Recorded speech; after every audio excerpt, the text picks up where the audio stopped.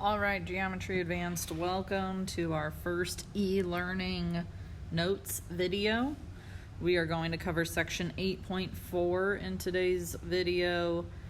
You will have a Google form to complete for homework today, and then tomorrow there will not be another video, but you will have another Google form assignment to complete. So let's jump on in. If you come up with any questions, write them down and email them to me. Remember, this is a video, so you can pause it, rewind it, skip ahead if you feel like you need to.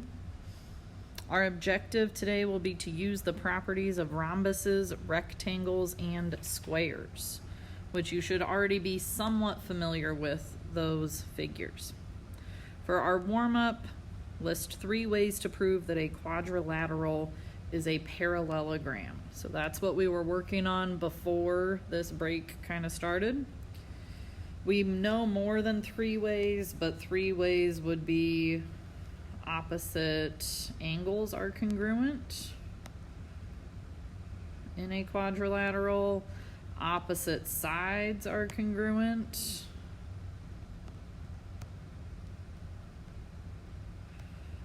another way would be that the diagonals bisect each other.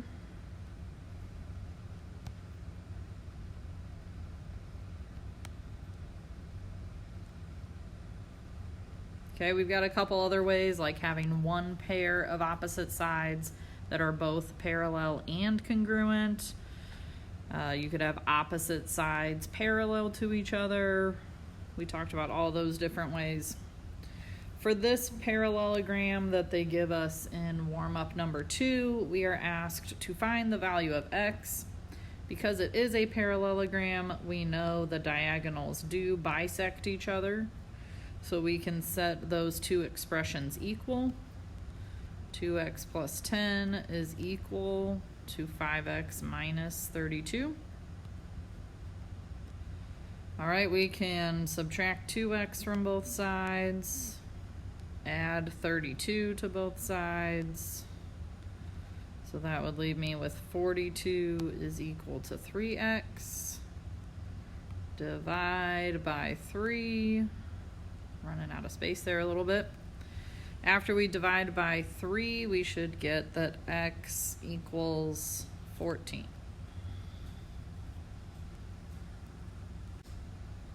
Okay, again, if you need to pause this video, go ahead and do that now. Otherwise, I'll move on.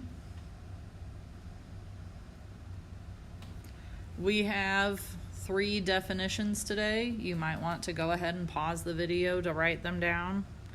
A rhombus is a parallelogram with 4 congruent sides, So all 4 sides are congruent. 4 congruent sides, that's important. A rectangle is a parallelogram with 4 right angles. So all the angles are congruent. A square is a parallelogram with both of those properties. So it would have 4 congruent sides and 4 right angles. Okay, again, if you need more time writing those down, go ahead and give it a pause. Our first example is a proof. I'm going to go ahead and fill in some of the proof before we continue, and then we'll talk through our reasons for it in a minute. Okay, I went ahead and added in the missing information that should have been in our notes, that AB is congruent to AD, so that was also supposed to be part of the given. I went ahead and filled in all of the statements we're going to need, so if you want to pause this and jot down all the statements before we start talking through the reasons, that's fine. So of course our first statement is all of our given information from up top. I just copied it down here. So reason number 1, that was all given to us. And I went ahead and marked just that information in the diagram as well. All right, next we've got that AB is parallel to DC. So that's the other pair of sides. AB, I'll give it 2 triangles parallel to DC.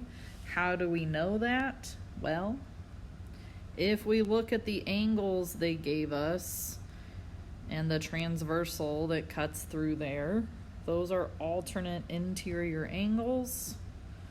So because alternate interior angles are congruent, we know those lines are parallel.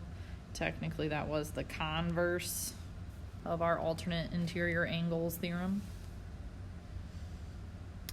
Next, I said that we then would know that ABCD is a parallelogram. That's just by the definition of a parallelogram, because we have 2 pairs of opposite sides parallel. So definition of a parallelogram. Number 4, I said that DC, so DC is at the bottom here, is going to be congruent to AB up at the top there. Also, that AD on the side is congruent to BC on the other side. That would be because they are opposite sides in a parallelogram. So we said it was a parallelogram. Now we're saying opposite sides congruent. So you could just put in a parallelogram, opposite sides are congruent. Next, I made a big extended congruence statement. That one's a little bit tricky to come up with, but since AD had 1 tick mark, so does BC. And since AB had 1 tick mark, so does DC. So really, this is just an extension of the transitive property.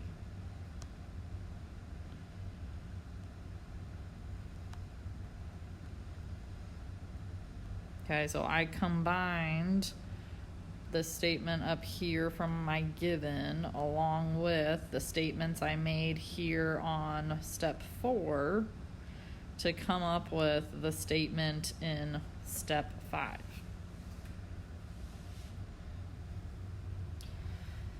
Finally, ABCD is a rhombus.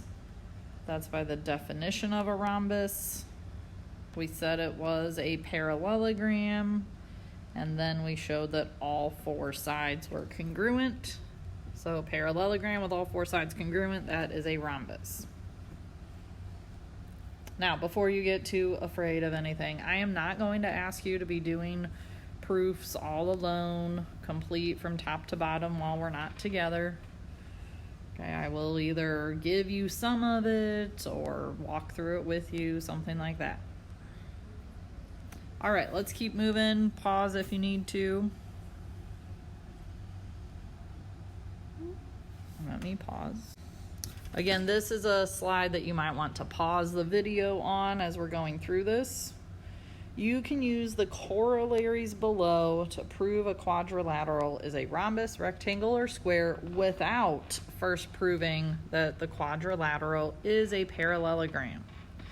So we have a corollary for each one. For a rhombus, a quadrilateral is a rhombus if and only if it has 4 congruent sides. So if it's a quadrilateral and all the sides are congruent and you know nothing else, then you automatically know it's a rhombus. For a rectangle, a quadrilateral is a rectangle if and only if it has 4 right angles. So you could know nothing else about it, but if it has 4 sides, making it a quadrilateral, and all the angles are right angles, then it's a rectangle. Finally, for a square, a quadrilateral is a square if and only if it is a rhombus and a rectangle. So it's only a square if it's a rhombus and a rectangle at the same time, meaning all sides congruent, all angles 90 degrees. Again, pause if you need more time to write these notes down. For any rhombus, RSTV, decide whether the statement is always, sometimes, always or sometimes true. Sorry. Draw a sketch and explain your reasoning. All right, so let's draw ourselves a rhombus. Doesn't have to be anything too fancy or pretty. Okay, so that's not ideal, but it'll do. When you put your letters on there, you need to go in some sort of order. So R, S, T, V, either clockwise or counterclockwise. You can't just go from corner to corner naming the vertices. So this is a rhombus, so I'll go ahead and mark all the sides congruent. So we're trying to decide if S is always or sometimes congruent to angle V. Do you have an idea? I'm going to say that this would always be true. Okay, if it's a rhombus, then that means it has to be a parallelogram. So we were told it's a rhombus, which means it's a parallelogram.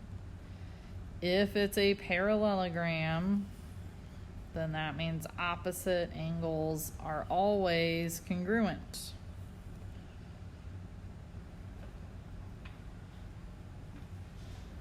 Okay, if you've got questions about that, then jot them down, send them to me in an email.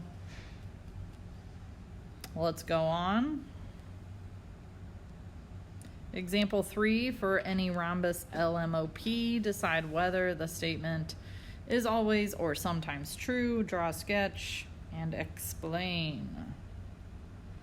All right, so again, we're going to have a rhombus. Doesn't have to be pretty. This is LMOP. It's a rhombus, so all the sides are congruent. Are O and P always or sometimes congruent to each other? So here and here, O and P. Well, these are not opposite angles, so they are not always going to be congruent to each other. In this case, the answer would be sometimes. Can you think of the one situation where they would be congruent? Give you a moment.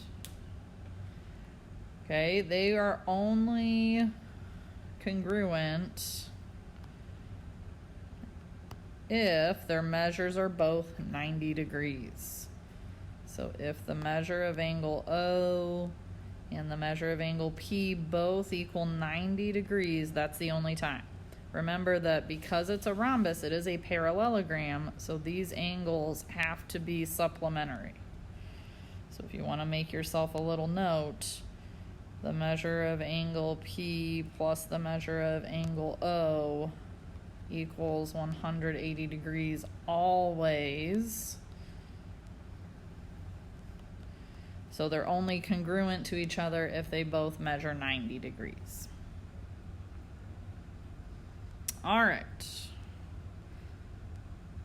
Keep it moving. For any rectangle ABCD, decide whether the statement is always or sometimes true. Draw a sketch and explain your reasoning. So rectangles are a little bit easier for me to do on the iPad. We've got A, B, C, D.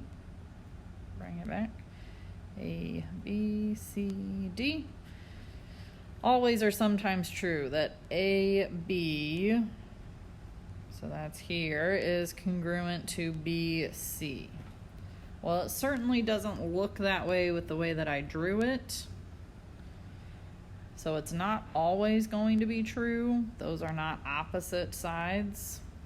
So I would say this would be true sometimes. Sometimes this would be true. Can you think of the one situation where it is?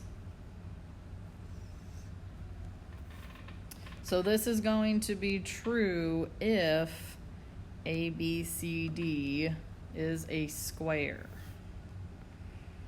So this is only true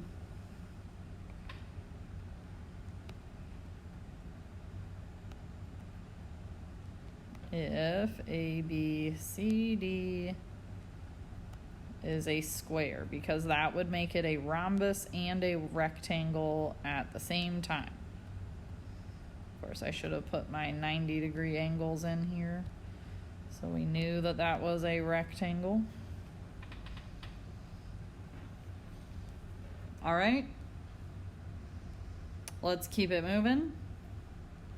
Next up, we are going to classify the special quadrilateral and explain your reasoning.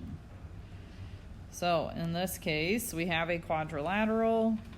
We have all of these tick marks for us, and we are told that this angle is definitely 127 degrees. So all we know are that all of the sides are the same. We know that we definitely do not have all right angles because at least one of them is 127. That would make this a rhombus. Quadrilateral with all congruent sides. Okay? Note the theorems below describe some properties of the diagonals of rhombus and rectangles. A parallelogram is a rhombus if and only if the diagonals are perpendicular. Okay, so for a rhombus, diagonals must be perpendicular.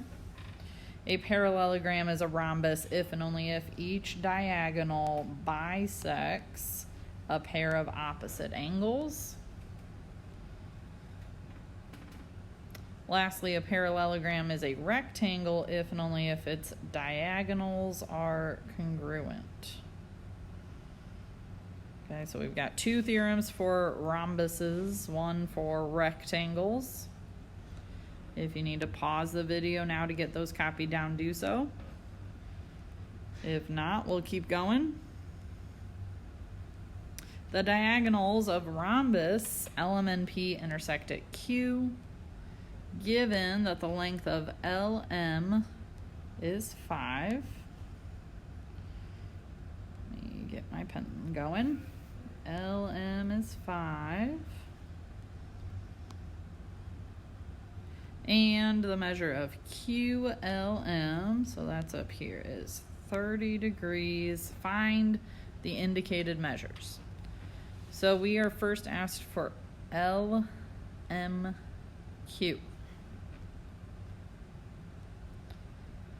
LMQ is going to be this angle up here.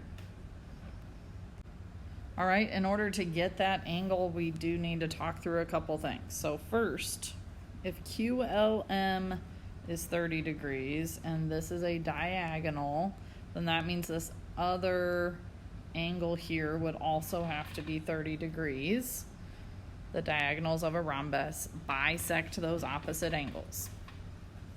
So if those are both 30, then this whole thing would be 60, which means the whole angle at angle M, the big one from all the way through here, okay, that whole angle is going to have to be 120 degrees because we need a total of 180 between these consecutive big angles. So we don't want the whole angle though, we just want part of it. That would end up being half of it. So it would end up being 60 degrees. Next up, we are asked for angle LQM, which is down here in the middle. Well, another property we just talked about with our diagonals is that they are perpendicular to each other in a rhombus. Perpendicular means that they would meet at 90-degree angles or right angles. Finally, we are asked for the length of side MN. Well, this is a rhombus, so all of the sides should be congruent. So if LM is 5, MN is also 5. All right, let's keep it going. You are building a frame for a painting. The length of the frame is 20 inches and the diagonals are 25.6 inches. What must the width of the frame be in order for it to be a rectangle? If a diagram helps you, you can certainly make one. We know where you've got a rectangular frame. We've got at least one diagonal.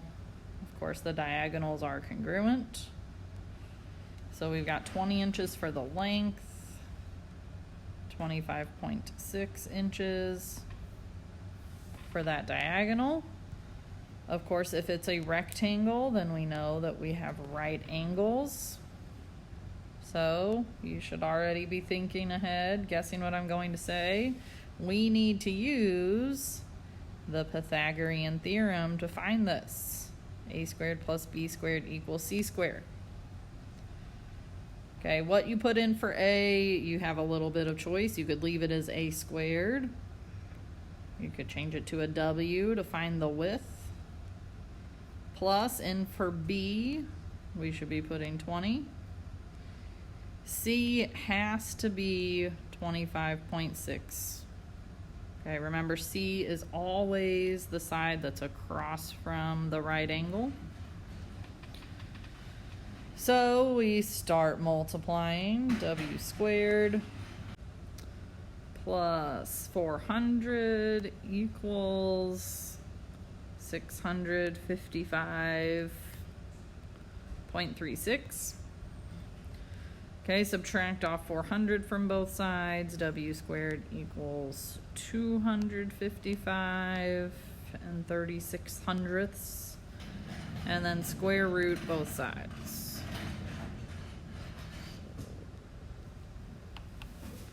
Subtract 400, square root. Let's go ahead and round it up to the nearest inch. Since we're so close on that one, our width would be approximately 16 inches. All right, there is a bookwork assignment that goes with this lesson. If you have your book at home, that's fine. You can do it that way and then submit it to me by taking a picture of it.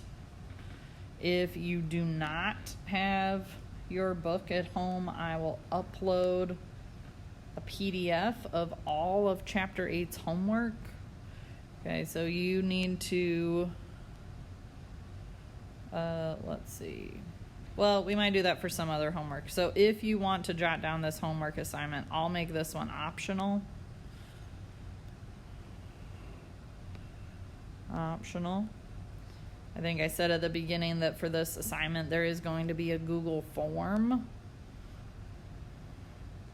So look for that Google form assignment to complete for today. Okay, and you can let me know if you like the Google form, if you really don't like the Google form. We might still get some of the book work done.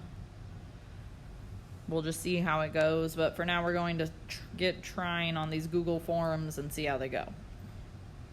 All right, as always, email me with any questions that you have.